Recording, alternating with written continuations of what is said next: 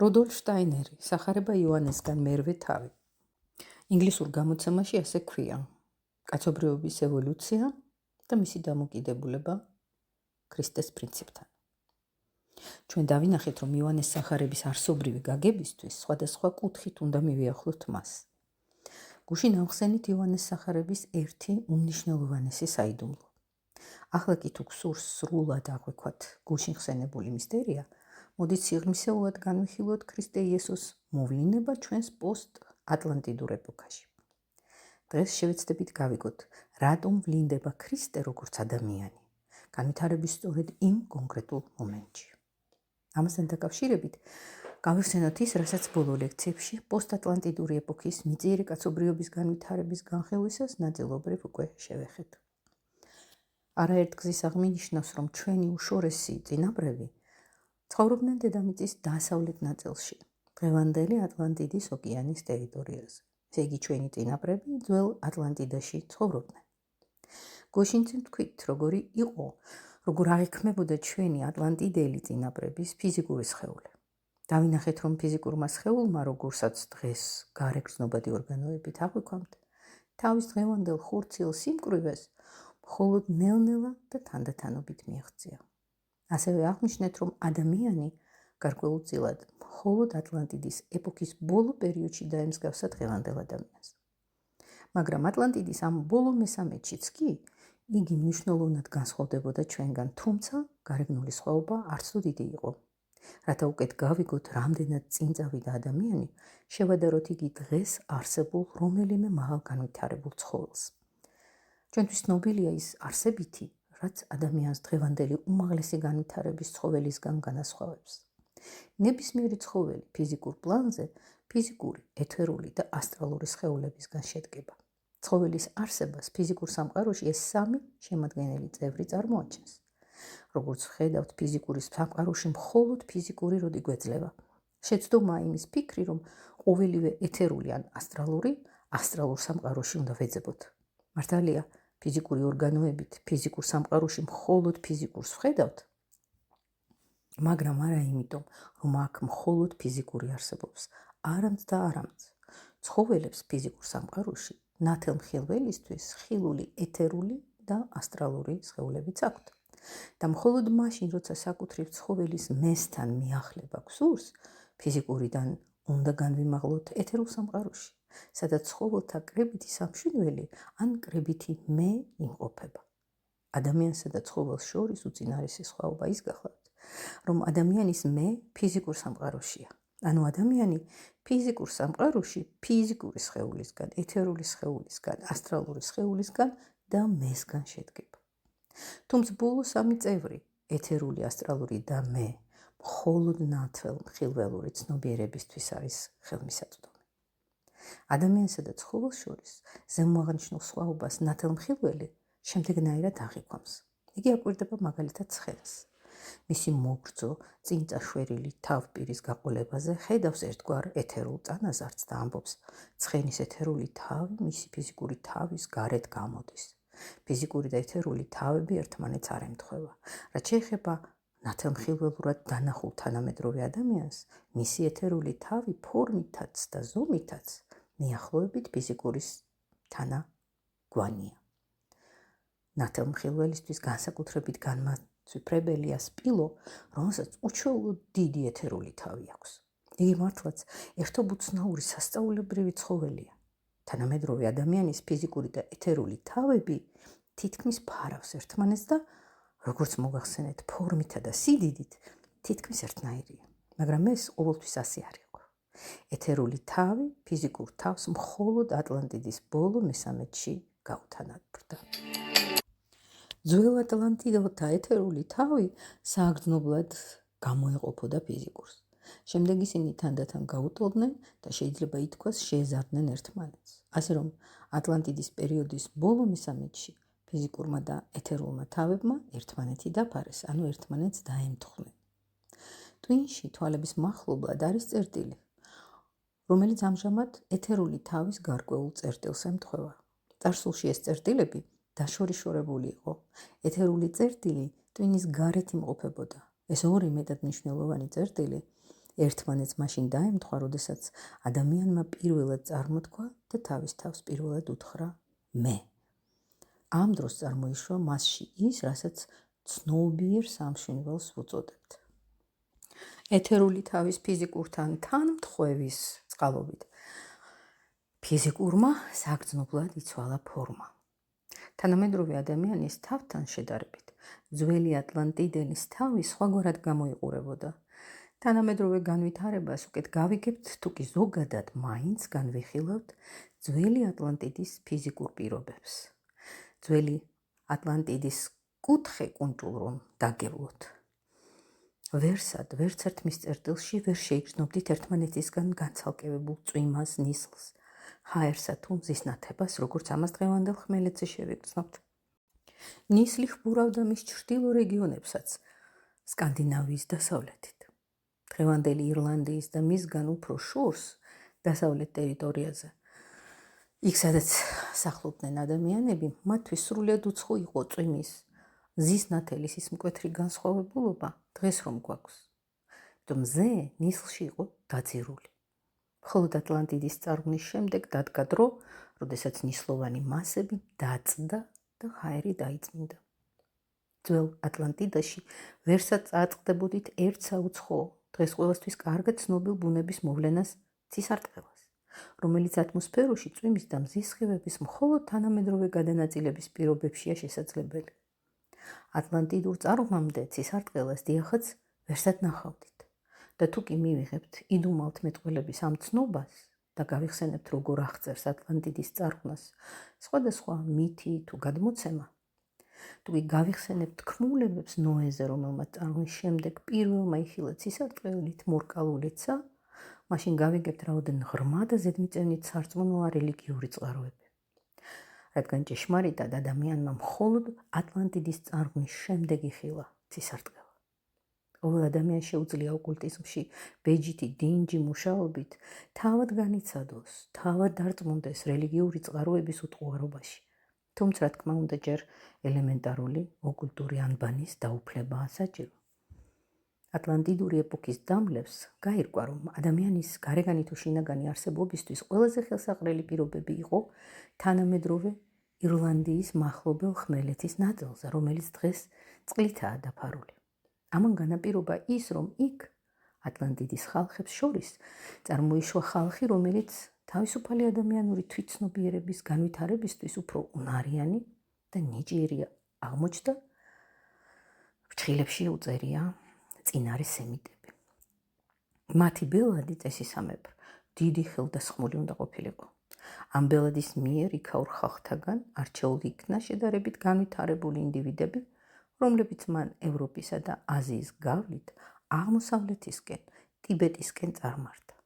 ეს გახდათ ატლანტიდელების მცირერიცხოვანი, მაგრამ სულიერი სპირიტუალური განვითარების თვალსაზრისით უაღრესად წინწასული ჯგუფი.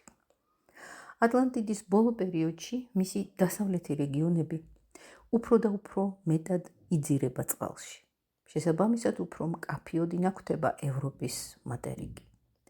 აზიაში ციმბირი ჯერ ისევ წყლითაა დაფარული, არსებობს მხოლოდ მისი სამხრეთი ნაწილი, თუმცა დღევანდელისგან განსხვავებული სახით. ნაკლებ განვითარებული ტომები ნაწილობრივ უერთდებიან იმ ბირთვს დასავლეთიდან აღმოსავლეთისკენ რომ მოიწევს. ერთნი დაწინაურდნენ, სხვანი ჩამორჩნენ. ევროპელი მოსახლეობის უმთავრესი ნაწილი ძველი ევროპის ტერიტორიაზე დასახლებულ ატლანტიდელ ტომთაგან წარმოიშვა. ეს გადმოსახლებები გზად ხვდებოდნენ უფრო ადრე ჩამოსახლებულ ტომებს, რომელთა ნაწილი ატლანტიდიდან იყო გამოსული, ნაწილი კი უფრო ადრე ლემურიიდან. ამრიგად, ევროპასა და აზიაში სხვადასხვა განვითარების და განსხვავებული სულიერი უნარის ტომები განთავსდა. ერთი პატარა ჯგუფი უდიდესი სპირიტუალური ინდივიდუალობის წარმმართველობით აზიაში დამკვიდრდა, რათა იმ დროისთვის ყველაზე მაღალი სულიერების განვითარება განეგრძო. ამ კულტურული ცენტრიდან დედამიწის სხვადასხვა ქვეყნებსა და ხალხებში სხვადასხვა მიმდინარეობები ვრცელდება. პირველი სულიერი ნაკადი ინდოეთმა მიიღო და ზემოხსენებული ინდივიდუალობის სულიერი ზემოქმედების წყალობით იქ დაარსა ეგრეთ წოდებული უძველესი წინა ისტორიული კულტურა. ის ინდური კულტურა, რომლის ნაშთმა ვედების საოცარ წიგნებში ჩვენამდეც მოაღწია, არა, კიდევ უფრო ადრინდელი კულტურა, ზეპირსიტყვიერი ტრადიციით რომ გადაიცემოდა, არამედ მისი კიდევ წინამორბედი, უძველესი წმინდა რიშების უდიდეს მასწავლებელთა დიადი კულტურა. იმ მასწავლებლებისა, რომლებმაც ოდესღაც უხსოვარ ხანაში კაცობრიობის პირველი პოსტატლანტიდური კულტურა დააფუძნეს. მოდით გადავინაცვლოთ ამ პირველი პოსტატლანტიდური კულტურის შვინვიერ ატმოსფეროში. პოსტატლანტიდური კაცობრიობის პირველი კულტურა არსებითად კაცობრიობის პირველი რელიგიური კულტურა გახლავთ. მისი წინამორბედი ატლანტიდური კულტურები რელიგიურ კულტურებს ამ სიტყვის ესეთი ამომწურავი მნიშვნელობით არ წარმოადგენდა. რელიგია საკუთრივ პოსტატლანტიდური კულტურის მნიშვნელობად უნდა ჩაითვალოს. რატომ? აქ საკითხავია, როგორ ცხოვრობდნენ ატლანტიდელები. იმის გამო, რომ ადამიანის ეთერული თავი მაშინ ჯერ ისევ ფიზიკური თავის გარეთ იმყოფებოდა, ატლანტიდელებს შემორჩენილი ჰქონდათ ძველბინდიერი ნათელხილვა. ღამით ტოვებდა რა ფიზიკურ სხეულს, ადამიანს შეეძლო სულიერ სამყაროში ხედვა. დღისით კი კვლავ ფიზიკურ სამყაროში ეშვებოდა და საგნებს ხედავდა. მაშასადამე ღამით მას გარკვეულწილად სულის სამყაროსეულ სივრცეთა განჯვრეტა შეეძლო. ახლა ატლანტიდის ეპოქის შუა წელს, ან მის პირველ მესამედს შევავლოთ მზერა, როგორი იყო მაშინდელი ადამიანი. დილით იგი იღვიძებდა. მისი ასტრალური სხეული ფიზიკურსა და ეთერულში ეშვებოდა. ფიზიკურ საგნებს არ ჰქონდა ისეთი მკვეთრი კონტურები, როგორც დღეს და მიახლოებით ისე გამოიყურებოდა, როგორც ნისლიან ღამეში ბუნდოვანი შუქის აურით გარეფენილი, სხვადასხვაგვარად მოციმე ქუჩის ბჟუტავი ფარანი. მაგრამ სამაგიეროდ დღის ნათელ ცნობიერებასა და ღამის არაცნობიერ მდგომარეობას შორის ზღვარი არ იყო ისეთი მკვეთრი. ანუ დღე-ღამის ცნობიერება მხოლოდ პოსტ-ატლანტიდურ პერიოდში გაიმიჯნა. და თუმცა ასტრალური სხეული ღამღამობით ფიზიკურ ეთერული სხეულებიდან გამოდიოდა, სულიერი სამყაროს გამონათებები გამუდმებით აღიქმებოდა, რამე თუ ეთერული სხეული ასტრალურთან ნაწილობრივ მაინც დაკავშირებული იყო. ადამიანი მუდმივ ბინდიერ ნათელხილვას ფლობდა. მას შეეძლო იცხოვრა სულიერ სამყაროში და სულიერ არსებათა და სულიერ ხტომილებათა, ანუ მოვლენათა თვითმხილველი ყოფილიყო. ანუ ეს არის მუდმივი ბინდიერი ნათელხილვა. კაბინეტის მეცნიერები გერმანული მითების ხატსახეებს და ღმერთებზე თქმულებებს ასე ხსნიან. ოდესღაც ეს სახეები ხალხის ფანტაზიით შთაგონებულმა ადამიანებმა შექმნეს. ვოტანი, ტორი და ყველა ღმერთი ბუნების ძალთა განსახიერებაა. არსებობს მთელი მითოლოგიური თეორიები, სადაც ლაპარაკია ხალხური შემოქმედების ფანტაზიაზე. უსმენ მათ დაუნებურად გებადება აზრი, რომ ასეთი მეცნიერი გოეთეს ჰომონკულუსის არ იყოს. რეტორტაში დაბადებული და ცოცხალი ადამიანი არასდროს უნახავს, რადგან ვისაც ნამდვილად უნახავს ხალხი, მას ხალხის შემოქმედებით ფანტაზიაზე ლაპარაკის სურვილი სავსებით უქრება. აღნიშნული თქმულებები ღმერთებზე, სხვა არაფერია თუ არა წინა ეპოქების ადამიანთა მიერ ჭეშმარიტ ნათელხილვაში დანახულ რეალურ მოვლენათა ერთგვარი ნაშთი. ვოტანი ნამდვილად არსებობდა. ღამით ადამიანი ღმერთების გარემოცვაში ცხოვრობდა და ისევე კარგად ცნობდა ვოტანსა და ტორს, როგორც თანამედროვე ადამიანი თავის თანაგვარ სისხორცელ ადამიანებს. გერმანულ თქმულებებსა და მითებს საფუძვლად დაედო ის, რასაც პრიმიტიული ნატურები თავიანთ ბინდიერ ნათელხილვაში კვლავად საკმაოდ დიდხანს ხედავდნენ. ადამიანებს, რომლებიც დასავლეთიდან აღმოსავლეთისკენ წამოვიდნენ და დაიმკვიდრეს იმ მხარეში, მოგვიანებით გერმანია რომ ეწოდა, თითქმის ყველას მეტნაკლებად შენარჩუნებული ჰქონდა სულიერ სამყაროებში ხედვის გარკვეული უნარი. როდესაც მათი უდიდესი ხელდასხმული თავის მოწაფეებით ტიბეტში გადასახლდა და იქიდან ინდოეთისკენ წარმართა პირველი კულტურული კოლონია, ევროპის მოსახლეებში ყველგან დარჩნენ ხელდასხმულები, რომლებიც მისტერიებში სულიერ სამყაროთა იდუმალებებს ინახავდნენ. ამ ხალხებს თავიანთი მისტერიები ჰქონდათ, დროიდების მისტერიები, დროდების მისტერიები, რომელთა შესახებ თანამედროვე ადამიანმა ნაკლებად ცნობილი ფანტასტიკური მონათხრობის გარდა არაფერი იცის. ჩვენთვის არსებითია ის, რომ როდესაც დროიდების, დასავლეთ რუსეთის, სკანდინავიის, დროტების მისტერია ამ ქვეყანას უკავშირდება, ანუ სკანდინავიას, ხო? მათ მოსახლეობაში ლაპარაკობდნენ სულიერ სამყაროებზე, იქ ყოველთვის არსებობდა სულიერი სამყაროს უშუალო მხილველთა გარკვეული რიცხვი. მათ ცნობიერების განსაკუთრებული მდგომარეობის მომენტებში თავად ჰქონდათ განცდილი ის, რასაც ვოტანზე, ბალდურსა და ჰოდურზე ყვებოდნენ. ძალიან საინტერესოა სკანდინავიური მითოლოგია, ხა ჩვენ თავად ვამბობ და ვინც დაინტერესებული ხართ, აუცილებლად გაეცანით. ზედაპირულად მაინც ხელოვნურ ინტელექტს კითხეთ და კვინტესენცია მომეცით და გეტყვით ყველაფერს.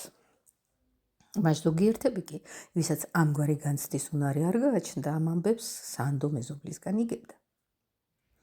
ასე და ამრიგად, მთელ ევროპაში, სადაც არ უნდა წასულიყავით, ყველგან ღვიოდა ცოცხალი ხსოვნა იმისა, რაც ატლანტიდაში მოხდა.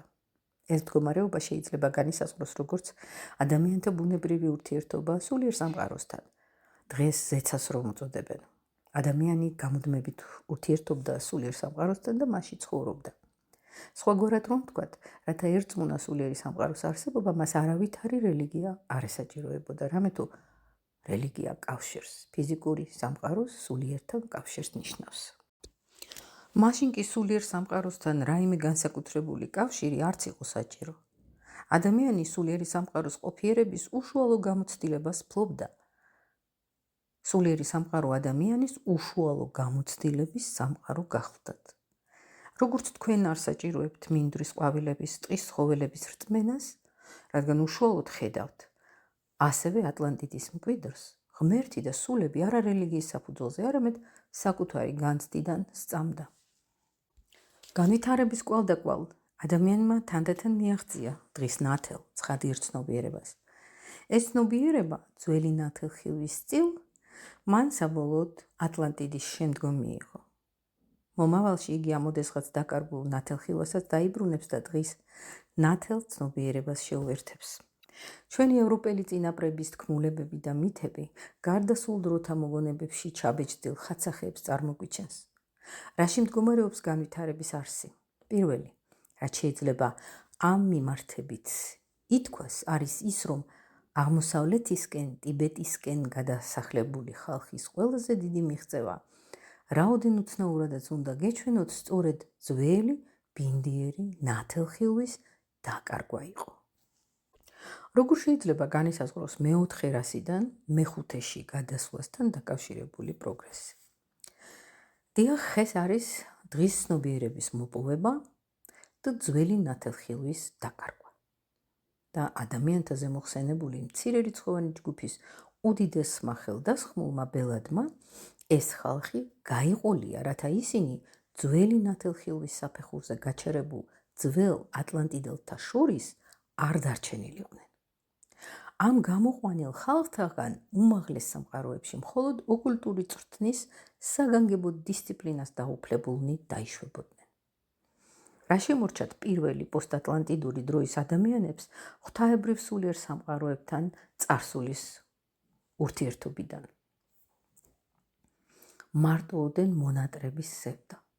სულიერი სამყაროს კარი ერთგვარად დაიკეტა. მხოლოდ სევდახა შემორჩა. ადამიანს ისმენდა რა სხვადასხვა თქმულებასა თუ გადმოცემას, ასეთი განცდა ეუფლებოდა. ბრჭყალებში მიდის. იყო დრო, როცა ჩვენი წინაპრების სულიერ სამყაროს განჭვრეტდნენ და ღმერთებისა და სულების წიაღში უღრმესი სულიერი რეალობის წიაღში ცხოვრობდნენ. ჩვენც რომ შეგვეძლოს იქ მოხვედრა. ბრჭყალები იხურება. ასე ამბობდნენ ისინი. ამ სევდიდან შემდგომში განვითარდა ხელდასხმის ძველ ინდური მეთოდი, რომლის არსი გახლდათ ის, რომ ადამიანი დროებით ტოვებდა თავის ახლად მიღწეულ ცხადიერ დღის ცნობიერებას, რათა უფრო ადრე მიტოვებული შეგნების მდგომარეობას თუ სახეობას დაბრუნებოდა. ძველი ინდური ხელდასხმის ეს მეთოდი, იოგას ტექნიკა, ადამიანის ბუნებრივი განვითარების გზაზე დაკარგულის ხელოვნურის აღდგენას ესწრაფვოდა. ხელოვნურად აღდგენას დაკარგულის. წარმოიდგინეთ ძველი ატლანტი, რომლის ეთერული თავი ჯერ ისევ საგრძნობლადაა დაცილებული ფიზიკურ თავს. ვიდრე მისი ასტრალური სხეული ფიზიკურიდან გამოდიოდა, იგი ნაწილობრივ მაინც რჩებოდა ეთერულში და ამის წყალობით ასტრალური სხეულით განცდილი ეთერულში იბეჭდებოდა. შედეგად ეს განცდები ცნობიერებამდე აღწევდა, შეგნებით აღექმებოდა. მაგრამ როდესაც ატლანტიდის ბოლო პერიოდში ეთერული თავი მთლიანად ფიზიკურში განთავსდა და ღამღამობით ასტრალური სხეული სავსებით გამოეყოფოდა ეთერულს, ხელდასხმის აღსასრულებლად საჭირო გახდა ადამიანის ღრმა ლეთარგიულ ძილში დაძირვა და ეთერული სხეულის ხელოვნურად გამოყვანა ფიზიკურიდან. ამ სიკვდილის მაგვარ მდგომარეობაში 3 დღე-ნახევარს რომ გრძელდებოდა, ეთერული სხეული ამოწმდენილი იყო ფიზიკური სხეულიდან. ასტრალური სხეულის განცდები ეთერულში იბეჭდებოდა და როდესაც ეთერული სხეული კვლავ ფიზიკურს უბრუნდებოდა, ადამიანს ახსოვდა სულიერ სამყაროში განცდილი. ასეთი იყო იოგას ძველი მეთოდი, ხელდასხმა, რომლის მეშვეობითაც ადამიანი, ასე ვთქვათ, ამოდიოდა ფიზიკური სამყაროდან, რათა კვლავ გადასულიყო სულიერ სამყაროში. ამგვარ ხელდასხმაზე დაფუძნებული კულტურის ბოლო ნახევარმა ჩვენამდე ამგვარ ხელდასხმაზე დაფუძნებული კულტურის ბოლო ნახმევმა ჩვენამდე ინდოეთის გვიანდელი კულტურის სახით მოაღწია. ამ კულტურაში ადამიანი რეალურად აცნობიერებდა მხოლოდ სულიერ სამყაროს, რომელშიც შედიოდა მაშინ, როცა ფიზიკურ გრძნობაც ტოვებდა. თავის გარემომცველ ცხოველთა, მცენარეთა, მინერალურ სამყაროს იგი აღიქვამდა როგორც აჩრდილებს, სიცრუეს. ჭეშმარიტი და მართალი მისთვის კარგახანი დაკარგული იყო და იგი ლანდების სამყაროში, ილუზიაში, მაიაში ცხოვრობდა. ფიზიკური სამყარო ძველ ინდურ კულტურისთვის იყო მაია, ანუ ილუზია. ეს უნდა შევიგრძნოთ როგორც განწყობა. ასე შეიგრძნობდნენ იმ კულტურულ ეპოქაში და არა როგორც უბრალო თეორია. სიწმინდისკენ მსწრაფ ძველი ინდუსისთვის მაიას სამყარო, ილუზიის სამყარო ყოველგვარ ფასეულობას იყო მოკლებული. ფიზიკური სამყარო მისთვის იყო ილუზია. ჭეშმარიტ სამყაროს იგი ხედავდა მაშინ, როცა ფიზიკურ სამყაროს ტოვებდა და იოგას მეშვეობით კვლავ ცოცხლდებოდა იმ სამყაროში, რომელშიც მისი ატლანტიდელი წინაპრები ცხოვრობდნენ. მაგრამ თანმიმდევრული განვითარების არსი ის გახლავთ, რომ ადამიანმა თანდათანობით ისწავლა ფიზიკური სამყაროს დაფასება, მისი ღირსების და მნიშვნელობის შესაბამისად. ევოლუციის შემდგომი ნაბიჯია მეორე კულტურული ეპოქა. ის წინარე ისტორიული ეპოქა, რომელსაც გარკვეულ ტერიტორიაზე მოსახლე ხალხის სახელწოდებიდან გამომდინარე ძველ სპარსულ კულტურას ვუწოდებთ. აქაც, ისევე როგორც ინდურ კულტურაში, მხედველობაში გვაქვს არა გვიანდელი სპარსული, არამედ ისტორიამდელი კულტურა. ხასიათით და შინაარსით მეორე პერიოდი საგრძნობლად განსხვავდება ძველ ინდური ეპოქისგან. ეთერული სხეულის გამოყოფა უფრო მეტად გართულდა, მაგრამ ჯერ მაინც შესაძლებელი იყო და გარკვეულწილად კვლავაც გრძელდებოდა ქრისტე იესოს მოვლინებამდე. ინდოელის მაია სპარსელისთვის მოღვაწეობის სარბიელად იქცა. მართალია ამ მაიას იგი ერთგვარად ტრულად უპირისპირდებოდა, მაგრამ ეს ის მტრობა იყო, რომელიც მას უნდა გადაელახა. შემდგომში ამგვარმა მიმართებამ ორმუზდის არიმანთან, ანუ კეთილი და ბოროტი, ბრძოლა წარმოშვა. ამ ბრძოლაში ადამიანი მატერიაში ჩაბეჭდილ ბოროტ ძალთა წინააღმდეგ კეთილ ღმერთებთან ერთიანდება. იმ დროის განწყობაც ამანვე განაპირობა. სპარსელისთვის გარე რეალობა ჯერჯერობით არც თუ სასურველია, მაგრამ იგი, როგორც ოდესღაც ძველი ინდოელი, მას უკვე აღარ გაურბის. ხილვად რეალობას იგი უყურებს როგორც მინდორს, რომელიც უნდა დაამუშაო და მასში არსებული რაღაც დაბრკოლებები გადალახო. ამრიგად მეორე კულტურულ საფეხურზე ფიზიკური სამყაროს მოსაპოვებლად გადადგმული პირველი ნაბიჯი აღინიშნა. მას მოჰყვა მესამე კულტურა, რომელიც უკვე გვაახლოებს ისტორიულ ხანას. იდუმალთ მეტყველებაში ამ პერიოდს ქალდეულ, ბაბილონურ, ასირიულ, ეგვიპტურს უწოდებთ. ყველა ეს კულტურა უდიდეს წინამძღვარ ბელადთა მიერ კოლონიების სახით იქნა დაარსებული.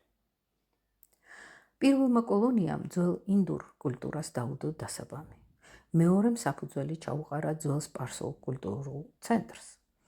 მესამე კულტურული ნაკადი კიდევ უფრო ღრმად შეიჭრა დასავლეთის მიმართულებით და ბაბილონურ, ქალდეურ, ასირულ, ეგვიპტური კულტურა აღმოაჩენა. ამით ფიზიკური სამყაროს მოპოვების საქმეში მეტად მნიშვნელოვანი ნაბიჯი გადაიდგა. სპარსელისთვის ფიზიკური სამყარო იყო სამოქმედოდ განსაზღვრული, ქაოტური არე, რომელშიც მას თავისი მოღვაწეობა უნდა გაეშალა და ჭეშმარიტი სულიერი რეალობის კეთილსულთა მეშვეობით გადაემუშავებინა.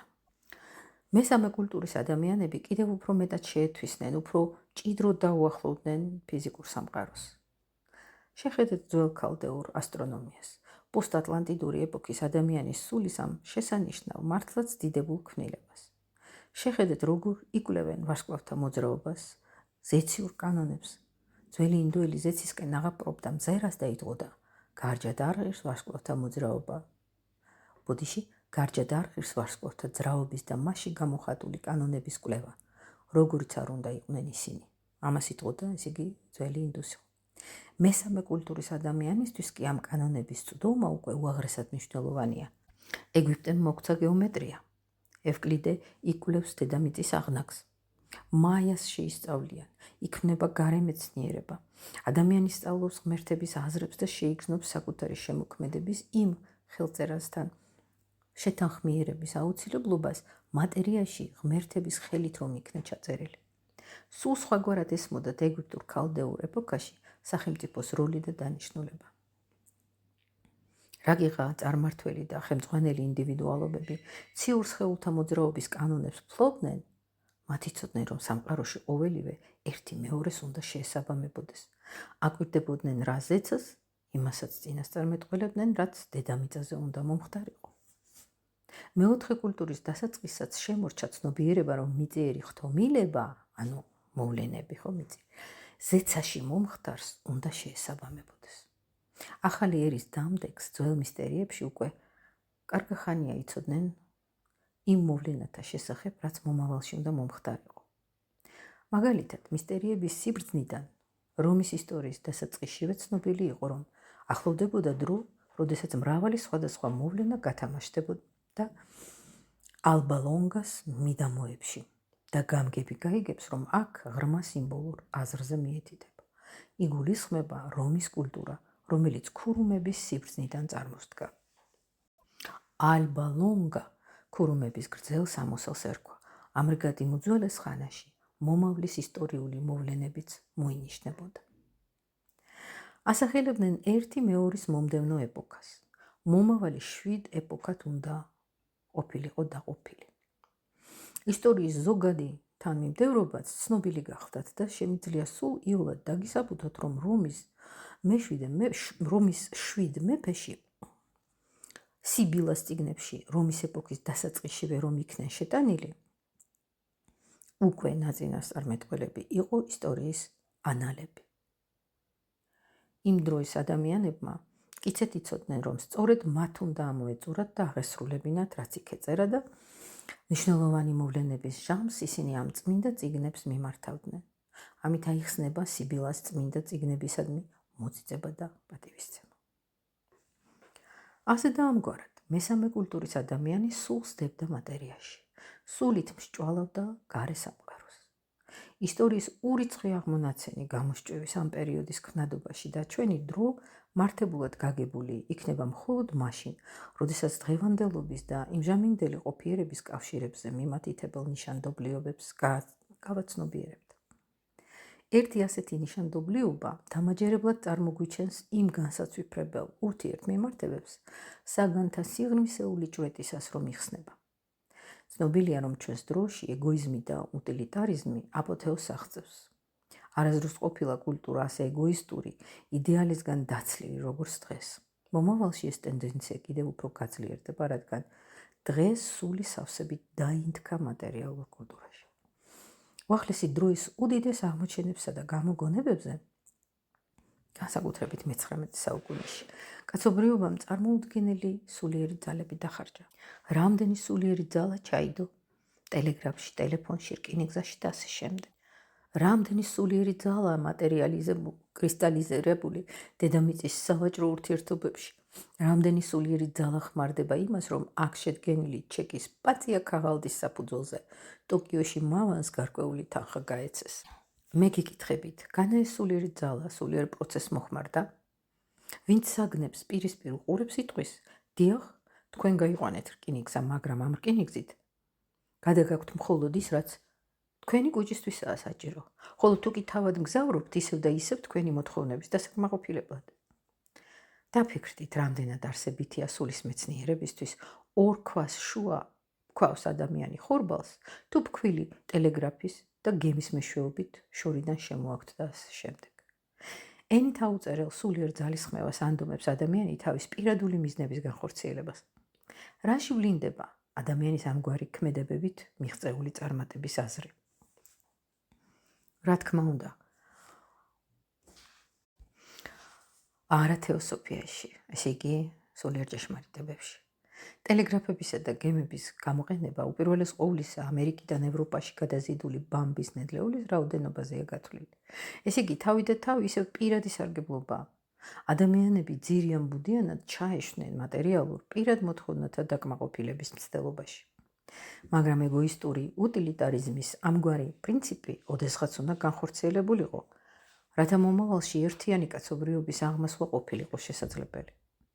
აქ საკითხავია, რა უნდა მომხდარიყო, რომ ადამიანს ასეთი მნიშვნელობა მიენიჭებინა პიროვნებისთვის, რატომ შეიგრძნობს იგი ასე ძლიერად თავს საკუთარ პიროვნებას.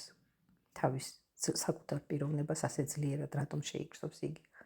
რით უნდა მომზადებულიყო წარსულში ადამიანის ის მდგომარეობა, რომელშიც იგი სიცოცხლის და სიკვდილის საზღვრებში მოქცეული არსება ესოდენ ძლიერად შეიგრძნობს სულიერ სამყაროთაგან სრულ გამოცალკავებას. ამის მიზეზი გახლავთ მესამე კულტურული ეპოქის ადამიანის სულის კვეთება. გარდაცვალების შემდეგაც, თუნდაც მუმიის ბალზამირებული გვამის სახით შეინარჩუნოს თავისი ფიზიკური სხეულის ფორმა. საკუთარი პიროვნების ნებისმიერ ფასად შენარჩუნების სურვილი იმდენად ღრმა ადამიანში გამჯდარი, რომ დღეს იგი უკიდურესი სიმძაფრით შეიგრძნობს თავის პიროვნულობას. ეს სიმძაფრე ეგვიპტურ ეპოქაში ცხედართა ბალზამირების უშუალო შედეგი გახლავთ. ამრიგად ადამიანის განვითარებაში ყოველივე ერთმანეთთანაა დაკავშირებული. ეგვიპტელები მიცვალებული სხეულებს აბალზამებდნენ, რათა მეხუთე ქვერასის ადამიანებს საკუთარი პიროვნების მაქსიმალური შეგრძნებისთვის მიიღწიათ. ადამიანის განვითარებაში ღრმა მისტერიებია გაიდუმალებული. თქვენ ხედავთ, რაოდენი ინტენსიურად ეშვებიან ადამიანები მაიაში და თავიანთი მიღწევებით როგორ მსჭვალავენ მატერიას. მეოთხე ბერძნულ ლათინური კულტურის ეპოქაში ადამიანს პირველად გადააქვს გარე სამყაროში თავისი შინაგანი არსი. საბერძნეთში პირველად ვხედავთ, როგორ აობიექტურებს ადამიანი საკუთარ თავს გარეგნულ ფორმაში, მატერიაში. ადამიანი თავის ფორმას ბერძნული ღმერთების ხატსახეებში აიდუმალებს. ესკილეს დრამებში ჯერ კიდევ პოულობთ ადამიანის მიერ საკუთარი ინდივიდუალობის შეფასებისკენ სწრაფვას. ადამიანი სახელმწიფო დაწესებულებაში განაცხადებს თავის თავს. რომაულის წინარე ეპოქებში იურისპრუდენციის სათავეთა ძიება სხვა არაფერია თუ არა ზედაპირული დილეტანტიზმი. ის, რაც იყო მანამდე, თავისი არსით სულ სხვა, ვიდრე ჯას სამართალი, რადგან მასში არ არსებობდა ადამიანის როგორც გარე არსების გაგება, არ არსებობდა ადამიანის სამართლებრივი ცნება. ძველი საბერძნეთის სახელმწიფოებრივი ფორმა იყო პოლის, მცირე ქალაქი და ადამიანი თავის თავს ამ პატარა ქალაქის სახელმწიფოს ერთგვარ ორგანულ წევრად შეიგრძნობდა. თანამედროვე ადამიანს ძალზე უჭირს ძველი ბერძნის ცნობიერების წარმოდგენა.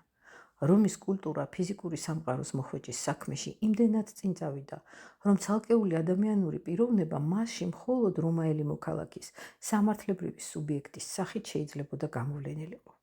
ჩვენი მეხუთე პოსტატლანტიდური კულტურა უშუალოდ ემიჯნება ბერძნულ ლათინურს. მას მოსდევს მეექვსე და მეშვიდე კულტურები. მეოთხე იყო ბერძნულ ლათინური, შუამდებარე და სწორედ ამ შუამდებარე კულტურაში დედამიწას ევლინება ქრისტე იესო. ეს მოვლინება უკვე მესამე პოსტატლანტიდური ეპოქიდან მზადდებოდა, რადგან სამყაროში ყოველივეს წარსული ამზადებს. მესამე კულტურულ ეპოქაში მომზადდა მთელი დედამიწისთვის უდიდესი მოვლენა, რომელიც მეოთხე პოსტატლანტიდურ ეპოქაში უნდა განხორციელებულიყო. ეპოქაში, როდესაც ადამიანში იმდენად განვითარდა საკუთარი პიროვნულობის გრძნობა, რომ მან გარე სამყაროში საკუთარი თავის გამოხატვა და თავისი ღმერთების საკუთარი თავისთვის მიმსგავსება შეძლო. ბერძნული ეპოქის ხელოვნებაში ადამიანი სათავისოდ ქმნის თავის თანაგვარ ღმერთების სამყაროს და შემდეგ ამასვე იმეორებს სახელმწიფოში. დაღმავლობისკენ მიმართული ადამიანი მატერიის სიღრმეებამდე დაეშვა, მატერიის და სულის სრულ თანახმიერებას მიაღწია. ამ მომენტში მან პირადი ცნობიერების მთელი სისრულე იგრძნო. ალბათ მიხვდებით კიდეც, რომ პიროვნების სახით მოვლენილ ღმერთის გაგება ადამიანს სწორედ ამ დროს შეეძლო. ეს ის დროა, როცა დედამიწის კუთვნილი სრული, უпростоრედ დედამიწის კუთვნილი სული პიროვნებამდე განვითარდა. და აი, პოსტატლანტიდური კულტურის შუაგულში ადამიანთა შორის ადამიანის სახით თვით ღმერთი ჩნდება. ჩვენ ვხედავთ, როგორ ქმნის ადამიანი ბერძნული ხელოვნების ნიმუშებში საკუთარი თავის ანასახს, მაგრამ როდესაც ბერძნული კულტურიდან რომაულზე გადავდივართ და დიდებული რომის ხატსახეებს ვჭვრეთ, იქნებ იმაზეც დავფიქრებულიყავით, რომ ეს იგივე ბერძნული ღმერთების ქანდაკია, პედესტალიდან ჩამოსული და ტოგაში გახვეული. ასეთი გახლავთ ადამიანის გზა ღვთაებრივთან წილხვედრილობის უშუალო შეგრძნებიდან საკუთარი თავის დამოუკიდებელ ცალკეულ პიროვნებად შეგრძნებამდე. ახლა ადამიანს უკვე თვით ღვთაების როგორც დედამიწაზე დაშვებული ადამიანთა შორის სისხლხორცეულად განსხვავებული პიროვნების გაგება შეეძლო.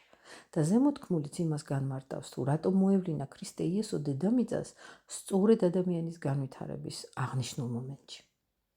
მისტერიის შემდგომ განვითარებაზე წარსულში მის წინასწარმეტყველურ გამონათებებზე და ასევე მის სამომავლო წინასწარმეტყველურ ქმედებებზე მომდევნო შეხვედრისას ვილაპარაკებთ.